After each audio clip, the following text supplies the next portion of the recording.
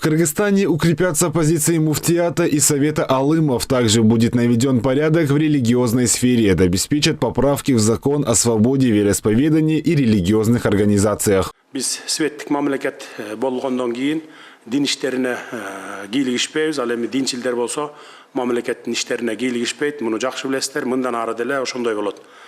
Буга чейин ошо дин иштерине кийлигишпегенден кийин муфтият тармагында эмне болуп жатканына көп деле көңүл бурган эмес экенбиз. Ичинен көрүп билгенден кийин өкүнүчтүү бир нерсеге күбө болдум. Муфтият тармагында да, дин тармагында дагы башаламандыктар бар экен.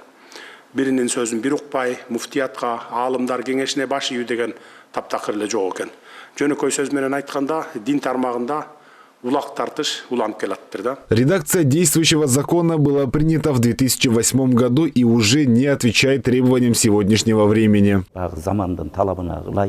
Все должно соответствовать требованиям времени. Новый закон необходим для того, чтобы выполнить пробелы и навести порядок в системе муфтиата. Мы провели очередную встречу, где с нашей стороны было предложено внести еще несколько поправок. Новый законопроект состоит почти из 40 статей. Каждый пункт был тщательно проанализирован представителями духовенства, членами совета алымов и представителями муфтиата. До этого они встречались более 40 раз для обсуждения новой редакции. Все их предложения были приняты во внимание и учтены. В очередной раз законопроект обсуждался, но уже при участии президента в стенах Интамакордо. Вместе, дружно, за одним столом мы обсудили новый законопроект, который, по сути, уже готов. Теперь лишь дополнили некоторые пункты. То, что сам президент собирает нас и советуется, это другой уровень. Этим мы можем только гордиться. И, конечно, мы поддерживаем.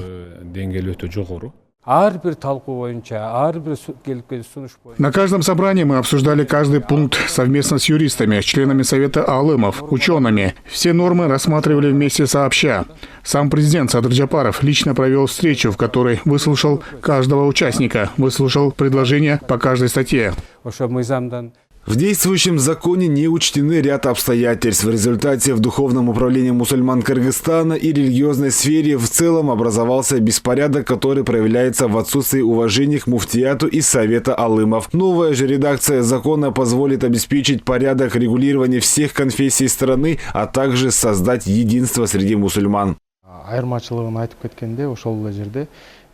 Если говорить о разнице законов, то в старой версии не был предусмотрен вопрос получения религиозного образования за рубежом. Также не было предусмотрено проведение экспертизы религиозных материалов. Не было контроля за проповедниками, которые проводят онлайн-уроки и выступают в средствах массовой информации. Из-за наличия этих пробелов Государственная комиссия по делам религии разработала новый законопроект. С принятием нового закона будет контролироваться агитационно-просветительская деятельность. Вести проповедь, используя подворовой обход, будет запрещено. Распространение непроверенной религиозной литературы тоже становится под запрет. Наставничество будет осуществляться только теми, кто имеет соответствующее образование. Для проповедников создали специальные правила. Они должны будут пройти регистрацию в Госкомиссии по делам религии, получить разрешение от муфтиата и только тогда свободно осуществлять свою деятельность. Главное, чтобы их деятельность не наносила вред государству.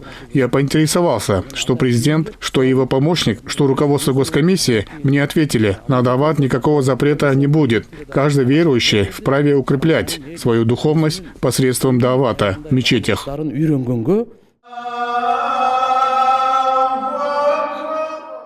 Общественность может не переживать. Дават ни в коем случае не запрещается. Проповеди можно будет проводить в мечетях, на мероприятиях, в том числе на поминках, в местах массового скопления людей и даже в интернете. Участники встречи подтвердили, что это правильный шаг, особенно с точки зрения безопасности, потому что под видом проповедников могут скрываться люди со злыми умыслами. Наряду с этим есть люди, распространяющие неверные течения ислама. Именно поэтому религиозные деятели предложили внести запрет на дават путем обхода домов и квартир.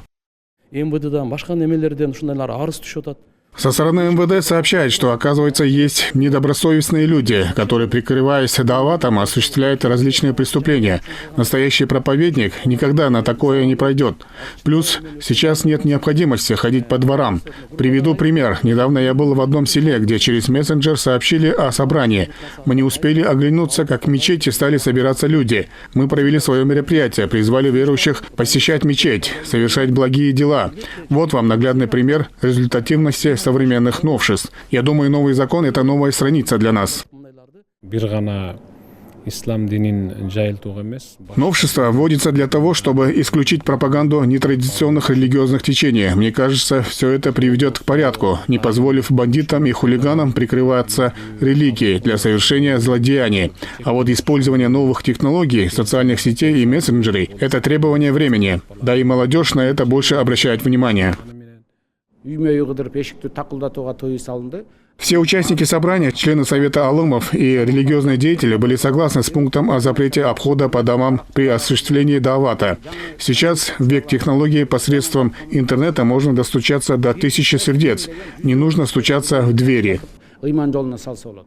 В новой редакции закона только граждане, достигшие 18-летнего возраста, могут получать высшее религиозное образование. Также на смену директорам медресе будут назначать руководителей религиозных учебных заведений. Эти предложения тоже были озвучены самими религиозными деятелями. Особенность данного законопроекта в том, что для религиозного образования создаются хорошие условия. Мы также рассмотрели вопрос актуальности получения высшего религиозного образования. Также утвердили порядок назначения руководителей и учителей в учебные заведения. Таким образом, получится поднять качество образования в учебных заведениях. Государство не вмешивается в дела религии. Кыргызстан – светская страна. В обсуждении законопроекта о свободе вероисповеданий и религиозных организациях приняли активное участие видные религиозные деятели, ученые, представители муфтията. Их предложения были учтены. К примеру, рассмотрели вопросы работы медресе, системы единого управления, работы мечетей, усиление позиций муфтията и многие другие вопросы. По многим пунктам алымы внесли свои предложения. Законопроект готов почти на 99%. Главная цель нового законопроекта – это порядок в религиозной сфере, единство, дружба всех мусульман страны. Также я хочу отметить, что данный законопроект является самым либеральным на всем постсоветском пространстве. По итогам совещания президент Садыр Джапаров призвал участников к дальнейшему обсуждению законопроекта и предложил вносить свои поправки, чтобы доработанный и всесторонне обсужденный проект мог быть предоставлен в Жогорку Кенеш. Азыркы бүгүнкү түшкөн сунуштарды оңдоп, толуктап жанагы жерге анан кийин ошол сунуш берген адамдардын кол койдуруп туруп анан мага алып келгиле мыйзамды.